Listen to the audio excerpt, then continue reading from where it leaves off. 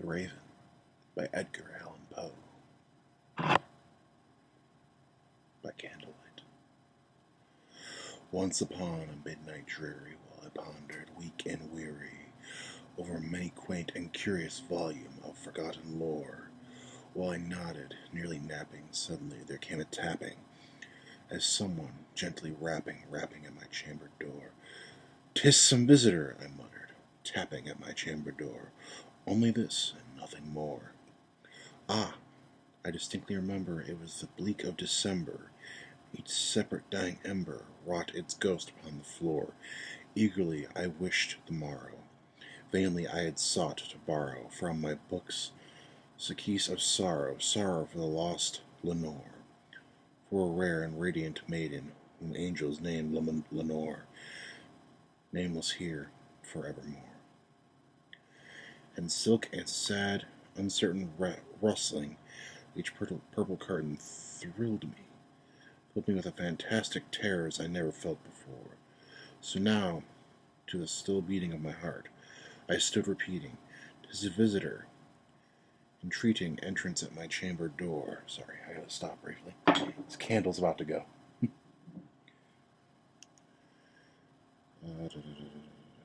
Still, so that now, still beating of my heart, I stood repeating, "'Tis some visitor, entreating entrance at my chamber door. Some late visitor, yes, 'tis this and nothing more."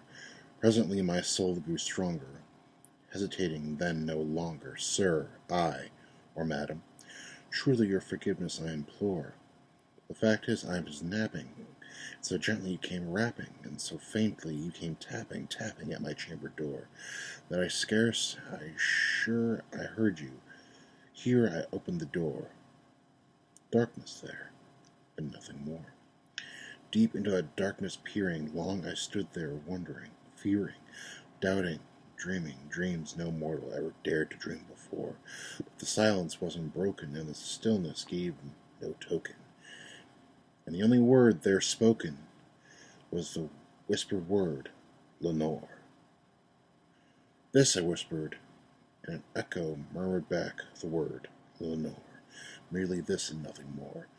Back into the chamber turning, all my soul within me burning. Soon again I heard a tapping, somewhere louder than before. "Surely," said I, "surely there is something at my window lattice. Let me see then what the threat is, and this mystery explore. Let my heart be still a moment, then in this mystery explore. 'Tis the wind and nothing more." Open here I flung the shutter, when merely a flirt and flutter, in there stepped a stately raven of the saintly days of yore. Not the least wow, I'm an idiot. Not least abstinence made he not a miracle stopped, nor stayed he. But when mien of lord or lady perched there above my chamber door, perched upon a bust of Pallas just above my chamber door, perched and sat, and nothing more. Then this ebony bird, beguiling my sad fancy into smiling, by the grave and stern decorum of the continents of war. I'm sorry, I'm a fucking idiot here. "Who thy crest be sworn and shaven, thou," I said, art sure no craven, ghastly grim and ancient ravering, wandering from the nightly shore. "Tell me, thy lordly name is on the night Plutonian shore." Quoth the raven, "Nevermore." Much I marveled at the ungainly fowl to hear discourse so plainly, though its answer little meaning, little relevancy bore. For we cannot help agreeing that no living human being ever yet was blessed with seeing bird above his chamber door, bird or beast upon the sculptured bust above his chamber door, with such name as Nevermore.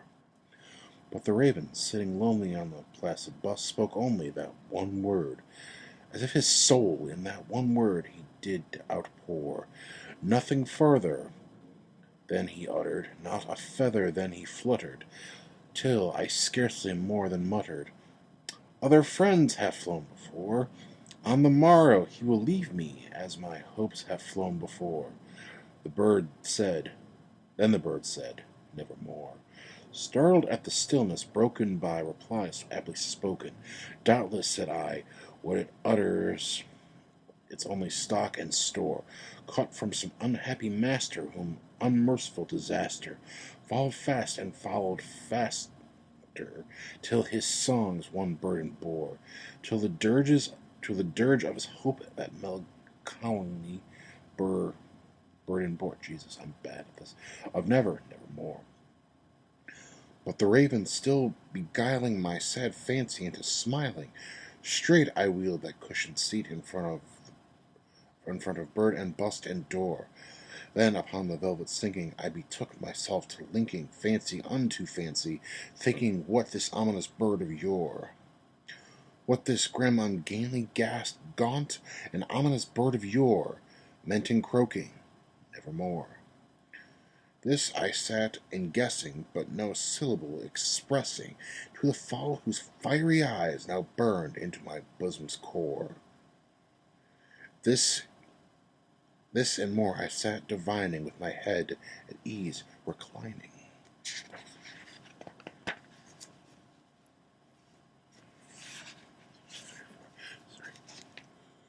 On the cushion's velvet lining, that lamp gloater, oh, whose velvet violin lining of the lamp of light, she shall pass, ah, nevermore.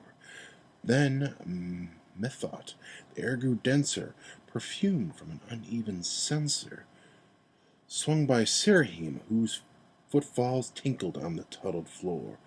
Wretch! I cried, thy Goth hath let thee, by these angels hath he sent thee respite, respite and nepenthe from the memories of Lenore. Quaff, oh quaff this kind of nepenthe, and forgot this lost Lenore, quoth the raven, nevermore. Prophet, said I, thing of evil. Sorry, lost my place. Prophet, said I, thing of evil.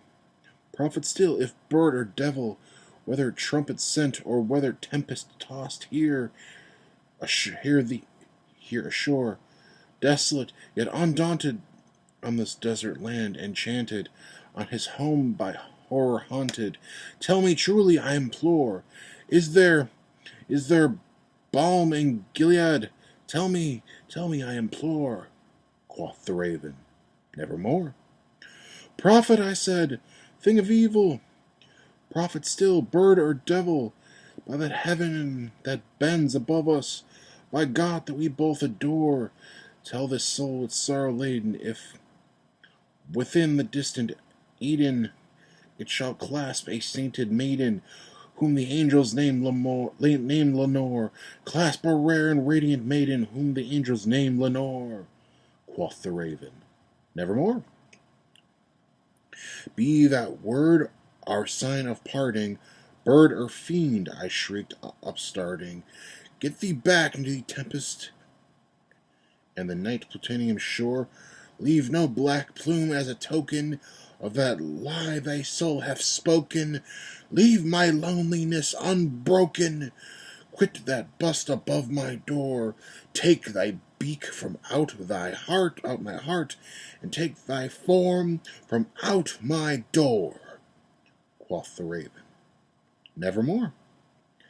And the raven, never fitting, still is sitting on the pallid bust of Pallas just above my chamber door, and his eyes have all the seeming of a demon that is dreaming. The lamp light on him streaming throws his shadow on the floor, and my soul from out thy shadow that lies floating on the floor shall be lifted nevermore. Thanks for watching.